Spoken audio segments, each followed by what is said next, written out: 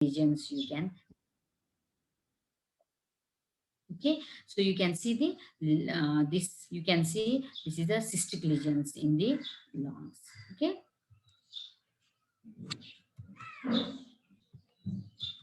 okay, so hernias. Okay, so there are the multiple hernias. You can see the condition in which the hole in the groin and does not close after birth. And fluidहरू intestinal contents त्यहाँबाट जान सक्छ.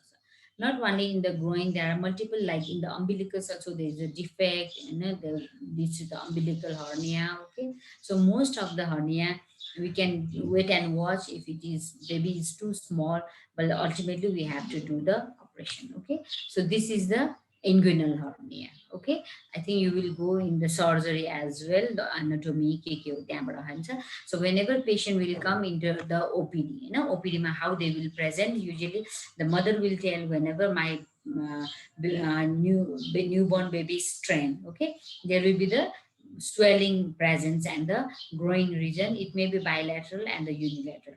If mother try to press it, sometimes it may be completely compressible as well. Okay, but whenever baby used to cry, it will present again. So if it is in the umbilical area region, there may be the umbilical hernia. Sometimes it may be in the epigastric region also. Sometimes it may be in the thigh as well. Okay. Okay, so another important one is the imperforated anus. Okay, so you can see most of the time we do during our head to toe examination, we always look for the anal area. Okay, to just to rule out whether there is imperforated anus is present or not. Okay, like you can see there is a patency of the intestine, but here you can see there is the no opening of the intestine. Anus. Okay, so this is a completely closure of the anus. But if you do not look closely, you may miss. Okay, जस्तै यहाँ यस्तो हेर्ने बित्तिकै यहाँ opening छ कि जस्तो लाग्छ, because there will be ring होइन, रिङ्कल्सहरू आउँछ नि त यो एरियामा भएको हुनाले.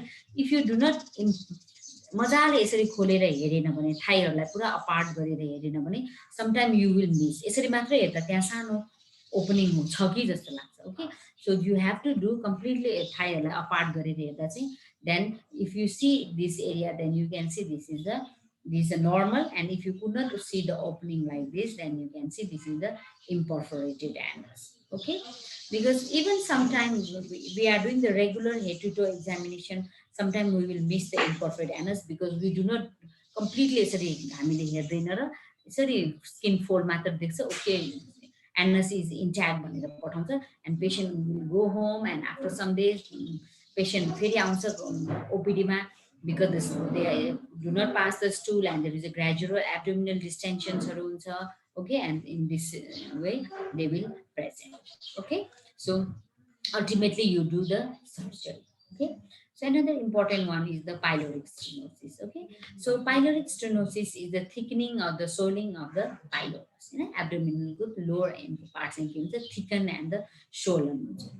Muscles between the stomach and the intestine, and causes the severe forceful vomiting in first few months of life. Okay, first few days ma नआउन पनि सक्छ. Most of the time they are asymptomatic during first or second week of life. Usually whenever there is a male child present on the third week of life with the persistent vomiting, okay, then you have to think of this is hypertrophic pyloric stenosis. Okay, so this is the normal one, and this is the pylorus. Okay, so which is hypertrophic, and the muscles is hypertrophy, and there is a obstruction, and the content could not be go into the duodenum. So whatever the patient baby is taking, whatever they will take only mother milk. Okay, के हुन्छ त sometimes उसले खाना त खान्छ because they are very hungry होइन, खान्छ, they are very good sucking and swallowing liquid, they take in the full stomach. But what will happen as soon as the peristalsis start, it will not able to go through this part. What will happen, it will come out from as a vomiters. So what is the difference between the other vomiting and the vomiting of the pylorus stenosis? It is very forceful vomiting. मदरलाई history सोद्धा तपाईँको बच्चाको लुगाहरू भिज्छ त भनेर सोद्धा उनीहरूले के भन्छ, भिज्दैन, यति फोर्सफुली कहाँ परसम्म फाल्छ, लुगा भिज्दैन भनेको मतलब this is very forceful vomiting. So most probably this is because of the pyloric stenosis. What other history you can ask? Because most of the newborn baby, they will have a gastroesophageal reflux as well, which is also almost you can consider as a normal variant. Okay, but what will happen in case of the GARD, धेरै खायो भने पनि बच्चाले अलिअलि vomit गर्छ होइन, त्यो र यो यसको भमिटिङ के डिफ्रेन्स हुन्छ त भनेपछि, during pyloric stenosis, the vomiting is very forceful. Okay, after immediately after vomiting, the patient is very hungry and they will एकदमै उसले भोकाएर चाहिँ एकदमै खान खोज्छ होइन. सेप्सिसको कन्डिसनमा के हुन्छ, once they vomit they become very lethargy and they don't want to feed. But in this condition, but child is otherwise healthy, so immediately after vomiting they try to do more and more sucking. Okay, गरेर चाहिँ एकदम धेरै छिटो छिटो उनीहरूले चाहिँ के गर्छ, खान खोज्छ. ओके, एन्ड वेट गेन के हुन्छ त भनेपछि अरू कन्डिसन नर्मल बच्चाले पनि भमिट गरिराखेको हुन्छ 3-4 टाइम्स, कहिले काहीँ अलिअलि थोरै थोरै भमिट गर्न सक्छ. यसको भमिट चाहिँ ह्युज अमाउन्टमा हुन्छ, एकदम फोर्सफुली गर्छ. And if you see few days the child will not be able to gain weight होइन. जुन हिसाबले बच्चा त एटलिस्ट दिनको 20 to 30 gram per KG per day they have to do weight gain.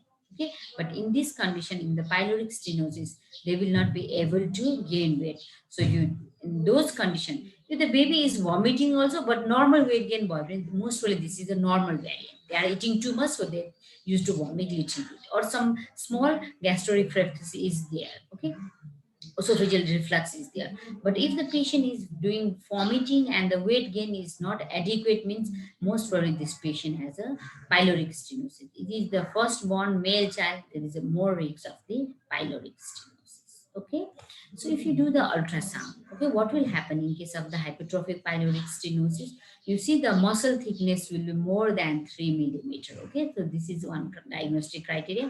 So if you measure the length of the pyloric stenosis, it is greater than the 12 millimeter. So if the muscle thickness is more than 3 millimeter and the length of the pylorus is more than 12 millimeter, then this is a diagnostic criteria. So you can see this is a huge tumor. Okay, you can see they are black. This all portion is the milk. Milk. Some are the cord or the small contents. These all are the milk. Okay, and the milk is not able to pass through here, and there is a hypertrophy of this muscle layer. Muscle layer hypertrophy bhaeko, this is more than 3 millimeter, and the length of this pylorus is more than greater than 12 millimeter, means this is the diagnostic criteria for the pyloric stenosis. Then at that time you have to do the pylorotomy. Okay, small operation you can do. You can just split the this. You can split the muscles. Muscle is slightly पाँच ठाउँमा split गरिदिने बित्तिकै now the obstruction will be released. Okay, so another important one is a tracheoesophageal fistula. Okay, so tracheoesophageal fistulaमा चाहिँ के हुन्छ त भनेपछि, this is also you can diagnose at the intrauterine period, but if it is not diagnosed at the intrauterine period, it is quite difficult होइन, अरू जस्तो सजिलो छैन. What will happen most of the time when the baby is birth, baby birth भएपछि चाहिँ के हुन्छ, frothing from the mouth and nose is present. हामीले नर्मल भेरिएन्ट अफ न्युबोर्नमा पनि पढेको छ, अलिअलि फ्रदिङहरू हुन सक्छ भनेर. तर यसमा चाहिँ के हुन्छ, अलिक धेरै नै फ्रदिङ र कन्टिन्युस फ्रदिङ हुन्छ होइन. Tachypnoea will be present. Okay, and abdomen may be scaphoid. किनभने एब्डोमिन स्केफोइड कुन कन्डिसनमा हुन्छ त भनेपछि, जुन कन्डिसनमा it is associated with the oesophageal atresia. जस्तै हेर त, यो पार्टमा ओसोफेजियल एट्रेसिया छ, यो पार्टमा ओसोफेजियल एट्रेसिया छ. यो पार्टहरूमा चाहिँ के हुन्छ, ओसोफेजियल एट्रेसिया भनेपछि ग्यासहरू जाँदैन भित्र होइन, त्यो भएर चाहिँ एब्डोमिन चाहिँ स्क्याफोइड हुनसक्छ यसमा पनि. Okay, so most of the time they presented with the aspiration pneumonia. So what will happen? Look, this is a carina, this is a trachea. Okay, so this is the esophagus and there is a presence of the tracheoesophageal fistula. There is small connection is between the tracheoesophageal fistula is present here. Okay, so whenever the patient take milk खाने बित्तिकै यो ओसोफेगसबाट जानु पर्ने, some part of the milk will go to the trachea and then it will goes to the lungs. So they presented with the aspiration pneumonia and they used to present with the recurrent pneumonia, especially in the S type of the tracheoesophageal fistula. Okay, so prenatal diagnosis can be present most of the time if the mother is polyhydramnios. Okay, whenever there is a esophageal atresia, esophageal भनेको त के हुन्छ, त्यो कन्टेनरहरु त बच्चाले बाहिर निकालिराख्छ होइन। त्यो बेला चाहिँ के हुन्छ, बच्चाको पोलिहाइड्रोएमनियसहरू भएको छ भने चाहिँ हामीले के सोच्नुपर्छ त भनेपछि maybe this baby will develop the most probably this baby has a tracheoesophageal fistula. Okay, so stomach bubble or absence of सक्छ. Okay, so inability to pass the orogastric tube in the newborn. जस्तै त्यो gastric tube pass गर्दा के हुन्छ, it should be go straight and it should goes to the stomach. तर यहाँ के हुन्छ, ओसोफेगस चाहिँ के छ, एट्रेसिया छ भनेपछि के हुन्छ, you if you put this intestinal, this is the NG tube. Look, this NG tube should be go straight, but here you can see the coiling of the NG tube. Okay, so coiling of the NG tube point, almost this is confirmed. This is the tracheoesophageal fistula, which is associated with the esophageal atresia. किनभने सबै ट्र्याकियोसोफेजियल जस्तै H टाइपमा होइन, यो H type यो टाइपमा जस्तै यो जुन टाइममा चाहिँ तिम्रो एट्रेसिया नभएको ठाउँमा कोइल नहुन पनि सक्छ। ओके, के हुन्छ त, जस्तै यो टाइपमा तिमीले एनजी ट्युब पास गर्ने के हुन्छ, ट्र्याकियातिर यहाँ देखिन सक्छ होइन, तर कोइलिङ त हुँदैन होइन। सो कोइलिङ भयो भने अलमोस्ट कन्फर्म होइन, दिस इज द जस्तै यो टाइपमा हेर त, यो टाइपमा होइन, 87% of the tracheoesophageal fistula is this type होइन। यो टाइपमा चाहिँ के हुन्छ, distal end of the oesophageal is atretic. So in this condition, you can pass the NG tube. There is the coiling of the NG tube. So coiling of the NG tube भयो, almost this is the 87% मा त coiling हुने भयो होइन, त्यही भएर you can confirm almost this is the tracheoesophageal fistula. Okay. So पेसेन्टलाई prone पोजिसनमा राख्ने, किनभने सेक्रेसनहरू ग्रेजुअली बाहिर निस्किन सक्छ, ओसोफेजियल सक्सनहरू गर्ने, otherwise this all oesophageal content will goes into the ट्र्याकियामा जान्छ र निमोनियाहरू हुन्छ होइन। हामी we have to give antibiotic to prevent the secondary निमोनियाजहरू गर्नुपर्छ। The ultimately you have to do is again the surgical रिपेयरहरू गर्नुपर्छ होइन। सर्जिकल रिपेयर गर्दा defect is more than 3 to 4 centimetre defect भयो होइन, जस्तै तिमीले यहाँ हेर्दा यो डिफेक्टहरू 3 to 4 सेन्टिमिटर भन्दा ठुलो भयो भने के हुन्छ, you can't do in the single setting है। त्यस्तो भयो भने चाहिँ you have to do the अरू अरू डिफ्रेन्ट सेटिङमा चाहिँ गर्नुपर्ने हुन्छ। If defect is more than 3 centimetre छ भने चाहिँ you can close this tracheo, you can repair the tracheoesophageal fistula within 1 setting also. Okay okay, यो भयो। So there is a complication, recurrent pneumonia हुनसक्छ, एनास्टोमोसिस, हामीले जुन अपरेसन गरेर एनास्टोमोस गर्छ नि, त्यो साइडहरूमा लिक हुनसक्छ, त्यो साइडमा स्ट्रक्चर डेभलप गर्न सक्छ, रिफिस्टुलाहरू फर्मेसन हुनसक्छ होइन। अनि अरू बच्चामा भन्दा पनि ग्यास्ट्रोओसोफेजियल रिफ्लक्स डिजिज हुने चान्स चाहिँ के हुन्छ, अलिक हाई हुने भयो। ओके, सो इन्टेस्टाइनल एट्रेसिया भयो, there are different types of intestinal atresia, duodenal atresia, jejunal atresia, ileal एट्रेसियाहरू हुनसक्छ। Okay, so this is because of the fail recanalisation of the intestinal lumen, जुन 7 विक्समा रिक्यानुलाइज हुन्छ, त्यो डिफेक्ट भयो भने चाहिँ के हुन्छ, इन्टेस्टाइनल एट्रेसियाहरू हुने भयो। ओके ओके, अब यसमा के हुन्छ त भनेपछि it is also intestinal atresia हुने बित्तिकै हामीले चाहिँ whenever patient has a one congenital anomalies, you have to look for the another congenital anomaly. Okay, it may be associated with the congenital heart disease, malrotation, annular pancreas, renal anomaly हुन सक्छ, त्यही भएर you have to do the renal ultrasound, esophageal atresia हुन सक्छ, अरू anorectal malformationहरू हुन सक्छ। 1/3 of the intestinal atresia is associated with the Down syndrome. Okay okay, so duodenal atresia भयो भने के हुन्छ त भनेपछि usually they presented with the villous vomiting. Okay, so whenever a newborn baby has a villous vomiting, this is always pathological and this indicate the surgical abdomen. Okay, villous abdomen हुने बित्तिकै हामीले सर्जरीलाई concern गर्नुपर्छ। By that time we can do the X-ray of abdomen. This is the double bubble sign will be seen. Okay, you can see the duodenum here also. Okay, duodenal atresia, part of the duodenum is distended, then there is atresia is seen here. Okay, yeah, okay. So this is the definitive, you have to do the duodenostomy गर्नुपर्छ। Post operative टेस्टमा चाहिँ के हुन सक्छ त भनेपछि gastrostomy tube चाहिँ राखिराख्नुपर्छ until the patient tolerate the food. Okay okay, अब jejunal and the ileal atresia is also there. Okay, jejunal atresia र आइलेल एट्रेसियाको पनि डिफ्रेन्ट टाइप्सहरू छ होइन। यहाँ जस्तै जेजुनल एट्रेसियाको हेरेर त टाइप 1 भनेको छ। So this is a type 1 होइन। 1 पार्ट इज स्मल एट्रेटिक छ, अर्को पार्ट चाहिँ के हुन्छ नर्मल हुन्छ। 2 मा के हुन्छ एउटा पार्ट नर्मल छ अर्को पार्ट सानो छ त्यो दुईटालाई एउटा सानो उसले कनेक्ट गरिराखेको हुन्छ होइन एउटा कर्डले चाहिँ कनेक्ट गरिराखेको हुन्छ। 3 लाई फेरि divide into 3A and the 3B। 3A र 3B मा के हुन्छ द 3A मा चाहिँ बोथ पार्ट आर डिफ्रेन्ट होइन एउटा डिफ्रेन्ट एउटा यो पार्ट छ अर्को यो पार्ट छ दुईवटा चाहिँ डिफ्रेन्ट पार्ट भयो होइन कसैले कनेक्ट पनि गरिराखेको छैन। यहाँ हेऱ्यो भने मेजेन्ट्रीहरू के हुन्थ्यो इन्ट्याक्ट हुन्थ्यो the small loss in the mesentery भयो ओके। बीमा चाहिँ के हुन्छ there is complete loss of the mesentery र यो पार्ट चाहिँ डिफ्रेन्टै हुन्छ मेजेन्ट्री पनि छुटिएको हुन्छ ओके। त्यो चाहिँ हामीले बी भन्छौँ होइन एक्सटेन्सिभ मेजेन्ट्रिक डिफेक्टहरू हुन्छ होइन ब्लड सप्लाईहरू मेजेन्ट्रीबाट ब्लड सप्लाई भएको हुन्छ सो यहाँ ब्लड सप्लाई पनि के भएको हुन्छ लस्ट भएको हुन्छ ओके।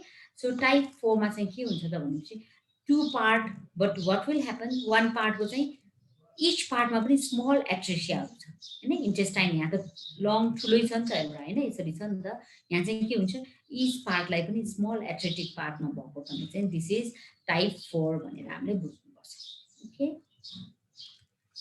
सो अब प्रेजेन्टेसन के हुन्छ त यो एट्रेसियामा चाहिँ के हुन्छ त भनेपछि किनभने जुन बिलियस कन्टेनहरू हुन्छ that will goes into from duodenum to jejunum jejunal to आइलियममा लार्ज इन्टेस्टाइनमा जान्छ but here the small intestine atretic भएपछि त्यो बिलियर पार्ट्स जुन एस्पिरेसनहरू कन्टेनहरू हुन्छ नि जियोडिनमबाट सेक्रेट हुनुपर्ने त्यो चाहिँ के हुन्छ तल जान पाउँदैन atretic part so patient usually present with the bilious vomiting okay.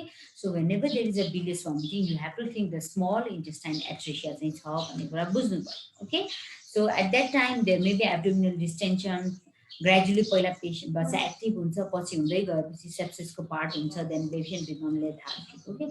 So if you do the x-ray okay x-ray गर्दा के हुन्छ look the small intestine is usually dilated okay this all small intestine is usually dilated most probably ideal atresia हुन सक्छ. Here also small intestine is usually dilated and you can't see the large bowel किन यहाँ atresia हुने बित्तिकै त त्यो कन्टेनरहरू large बाउलमा जान सक्दैन okay. So you see huge abdominal distension is there these all are the small bowel but there you can't see the large bowel okay किनभने कन्टेनरहरू लार्ज बाउलमा जाँदैन एट्रेसिया भएपछि okay. So you can see this is the मिडलमा बढी भएको छ होइन मिडलमा बढी भएको छ डिस्टेन्डेड मिडल बाउल भनेपछि most well this is the jejunal atresia. यो चाहिँ के हुन्छ मिडलमा भन्दा पनि पेरिफेरीतिर डाइलेटेड बढी भएको छ ओके भनेपछि most probably this is the ideal atresia. So distended bowel is seen beyond the defect there is no bowel can be seen okay. यहाँ आइलियम पनि देखेन र लार्ज बाउल पनि देखेन because there is a atresia and there is this intestinal content can't move further from that atretive part okay. Okay, so this is the congenital aganglionic megacolon भन्छ जसलाई हामीले के भन्छौँ हर्ट्सप्रुङ डिजिज भन्छ okay. These all I will not go okay यो इन्सिडेन्टहरू आफै पढ्ने र कुन कुन डिजिजसँग एसोसिएटेड हुन्छ that you can read yourself okay. So clinical features is usually distended abdomen किन त भनेपछि जुन यो some portion of the large bowel होइन टर्मिनल आइलियम टर्मिनल यो के अरे एनोरेक्टल रिजनमा चाहिँ के हुन्छ एग्याङ्ग्लियोनिक हुन्छ. ग्याङ्ग्लियोन भएपछि पो पेरास्टाल्सिस हुन्छ र मोटिलिटी हुन्छ stool will come out okay. So aganglionic portion त के हुन्छ कन्स्ट्रिक्ट भएर यतिकै बसिराखेपछि the stool will not pass from that okay. So because of that there is a huge distension of the abdomen is there okay. Failure to pass the meconium meconium pass नभएपछि यो बिलियसहरू पनि के हुन्छ abdomen डिस्टेन्सन भएपछि तल pass नभएपछि के हुन्छ रिगर्जिटेट हुन्छ र बिलियर एमेसिसहरू आउन सक्छ ओके.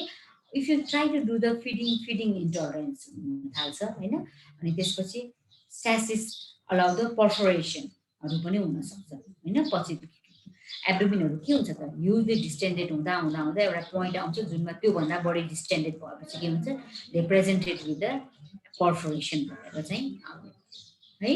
अर्को रेक्टल एक्जामिनेसन हामीले गऱ्यो भने normally placed anus anus normally place हुन्छ.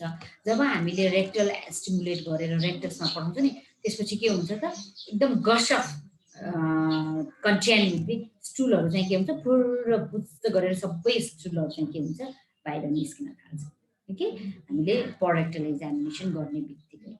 प्रायः जस्तो मान्छेहरूले के गरेर हुन्छ यो उसमा चाहिँ त्यस्तै एब्डोमिन डिस्टेन्सन भएपछि उनीहरूले घरमै सानो यसले चाहिँ रेक्टल स्टिमुलेसन गरिदिन्छ र gush of stool will be come out.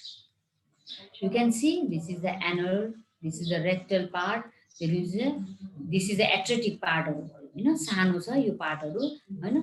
Beyond that there is a huge dilatation will be seen.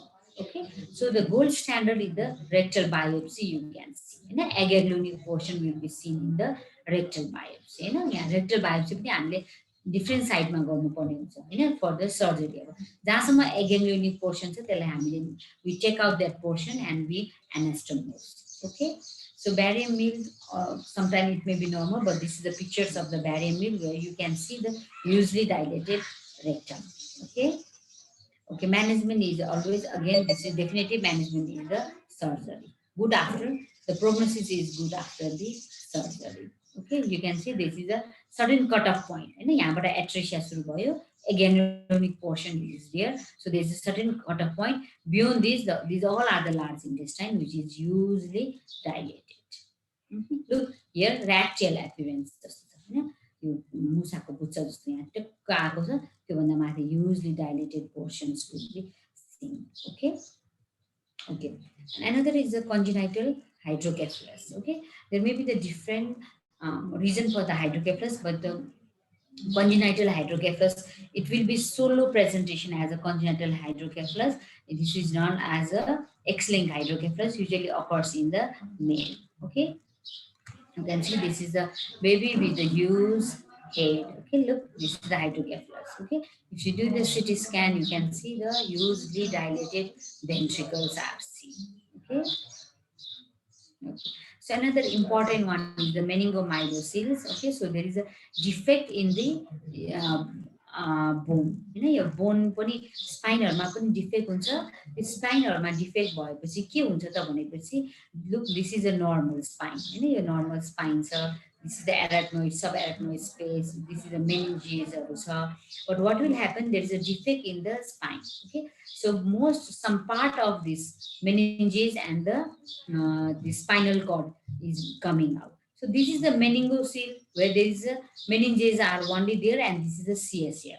Okay, and this has a good prognosis because this is not impaired with the movement and then stool and urine incontinence. Why this has a bad prognosis? Because it not only contain meninges, it also contains the part of the spinal cord. Okay, so those baby will be wheelchair bounded. They will not be able to move the bilateral lower limb, and they will have a stool and a urine continence. There is no definitive treatment till now. One thing you can do is the prevention with the folic acid, good nutrition, avoid smoking and the alcohol, all those things. Okay, so when you do the examination, you will look, see, this is the meningocele. Okay, because there is no, you have to confirm by doing the ultrasound or the MRI, but while looking at this patient, there is no such spinal cord could not be seen, only fruit-like structure is there. Okay, and if the baby is moving the limb and if there is no stool and urine continence, then this is only meningocele which has a good prognosis. Okay, so this is also, so you can see the meningocele. Okay, right? Okay, meningocele bio, and this is the defect you can see, and the content will be hairs. Okay, okay, this much. Okay, questions, huh? Hello, Hazur.